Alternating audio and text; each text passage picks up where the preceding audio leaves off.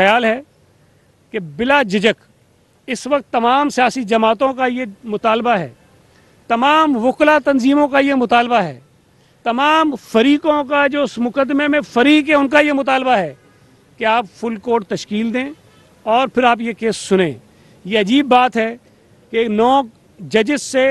ये जो बेंच था वो शुरू हुआ, सुकड़ता 3 जजेस पे आ गया है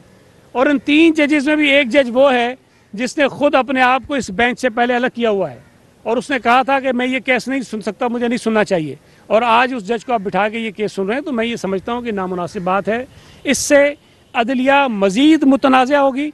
अदालती फ़ैसला जो भी आएगा वो मज़ीद मुतनाज़ा होगा और जो उसकी तौक़ीर है लोगों की नज़र में उसको नुकसान पहुँचेगा।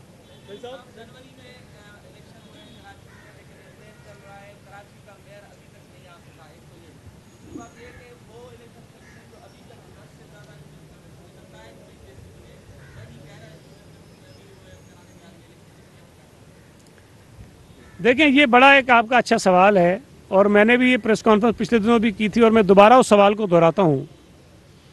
कि मुझे इलेक्शन कमीशन कोई एक सबब बता दे, एक वजह बता दे कि जी ये वजह थी जिसकी बिना पर ये 11 यूसीज़ का इलेक्शन हमने जनवरी में नहीं मार्च में इसको शुरू किया है। देखिए, हमारा तो कहना यह है कि इन 11 यूसीज़ का इलेक्शन मेयर के इलेक्शन के बाद होना चाहिए, उसूली तौर पर, अखलाकी तौर पर, कानूनी तौर पर। लेकिन चलें, इलेक्शन कमीशन ये समझता है कि नहीं, मेयर के इलेक्शन से पहले ये 11 यूसीज़ का इलेक्शन होना चाहिए। अगर उनका ये ख्याल था तो 15 जनवरी को कराची शहर में बल्दियाती इलेक्शन हुए थे, 17 को, 18 को, 19 को, 20 को ये 11 यूसीज़ का शेड्यूल आ सकता था और फरवरी के महीने में ये 11 यूसीज़ पर इलेक्शन हो सकता था। कोई एक वजह बता दें कि ये जनवरी में शेड्यूल क्यों नहीं आया और ये 2 महीने के बाद उन्होंने शेड्यूल क्यों जारी किया है। ये जो ताख़ीर हुई है उस ताख़ीर का सबब क्या है और उसकी वजह क्या है, कोई वजह आपको नहीं मिलेगी, लेकिन बहरहाल इलेक्शन कमीशन इसका जवाब दे। दूसरी बात कि ये रिवायत बहुत गलत है कि अगर कुछ सीटें खाली रह जाती हैं तो उन खाली रह जाने वाली सीटों की वजह से अगर आप मेयर का इलेक्शन रोकेंगे, चीफ मिनिस्टर का इलेक्शन रोकेंगे, प्राइम मिनिस्टर का इलेक्शन रोकेंगे, स्पीकर कौमी असम्बली या नेशनल असम्बली का इलेक्शन रोकेंगे तो इस मुल्क में आगे चलकर आइनी बहरान पैदा होने के खदशात हैं। अगर कौमी असम्बली और सूबाई असम्बली की सीटें कोई 4-5 खाली रह गई और आपने इलेक्शन करा दिए और जो जमातें जीत कर आती हैं उनमें जो फ़र्क है सीटों का, वो 1 या 2 सीटों का अगर फ़र्क हुआ तो वो जमात मुतालबा करेगी कि पहले ये जो रह जाने वाली सीटें थी उस पर इलेक्शन कराओ, उसके बाद आप जो है वो चीफ मिनिस्टर का या प्राइम मिनिस्टर का इलेक्शन करो। तो इस तरह प्राइम मिनिस्टर और चीफ मिनिस्टर का इलेक्शन कई महीनों तक लटका रहेगा, वो नहीं होगा। बहरहाल इलेक्शन कमीशन की ये दानिश है, वो ये समझते हैं कि उन्होंने ठीक किया, लेकिन मैं समझता हूँ ये गलत है। जो 10 सीटों की बात करें, मेरा ख्याल है 10 सीटें नहीं रुकी, अब कम है, लेकिन वो उनको कम जो सीटें रह गई कर देनी चाहिए। इलेक्शन कमीशन के पास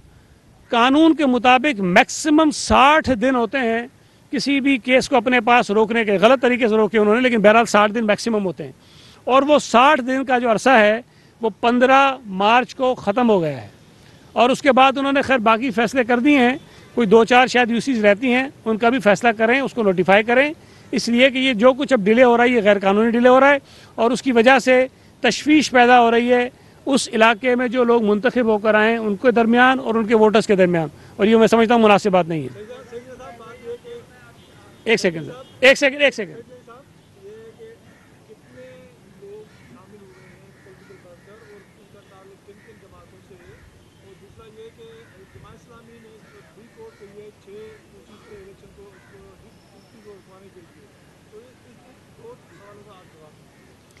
देखिए, पहली बात यह है कि जो दोस्त यहाँ मौजूद हैं उनकी तादाद तो कोई 22-23 है, लेकिन ये लोग सिर्फ ये नहीं है जो शामिल हुए हैं,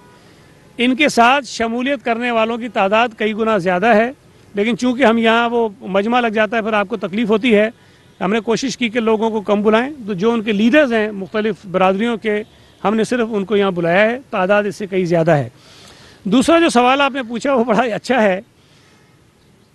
कि जब ये 15 जनवरी को इलेक्शन हुए तो जमात इस्लामी ने कुछ यूसीज़ के नताइज पर एतराज़ उठाया और इलेक्शन कमीशन में एक दरख्वास्त भेजी कि जनाब इन यूसीज़ में जो कंसोलिडेशन है उसको रोका जाए और उससे पहले इसकी रिकाउंटिंग कराई जाए। और वो दरख्वास्त भी हारने वाले उम्मीदवारों ने नहीं की, जमात इस्लामी के किसी एक ओहदेदार ने की, जो खैर गलत थी कानून के मुताबिक, लेकिन बहरहाल की। और हमने पहली पेशी पर हमारे वकील ने ये कहा कि जो दरख्वास्त जमात इस्लामी ने की है, जो इनकी प्रेयर है जिसमें वो कह रहे हैं कि जी रिकाउंटिंग करा दें, वो प्रेयर आप अलाउ कर दीजिए, हमें इस पर कोई एतराज़ नहीं है। पहली पेशी पर भी हमारे वकील ने ये कंसीड किया, इलेक्शन कमीशन ने नहीं माना। दूसरी पेशी में दोबारा ये कहा कि जनाब ये मुख्तलिफ आप पेशियाँ देते जा रहे हैं, इसका कोई फ़ायदा नहीं है, आप जो ये कह रहे हैं वो करा दीजिए। इलेक्शन कमीशन ने फिर वो नहीं माना, लेकिन उसके ऊपर एक कमेटी बनाई, उस कमेटी ने पूरा उसको स्क्रूटनाइज़ किया और करने के बाद उन्होंने अपनी रिपोर्ट सबमिट की। उस रिपोर्ट के आने के बाद इलेक्शन कमीशन ने ये फैसला किया कि ये जो 6 यूसीज़ हैं जिनकी कंसोलिडेशन भी नहीं हुई रिजल्ट की, उसको उन्होंने रोक दिया था कि उसकी रिकाउंटिंग करा के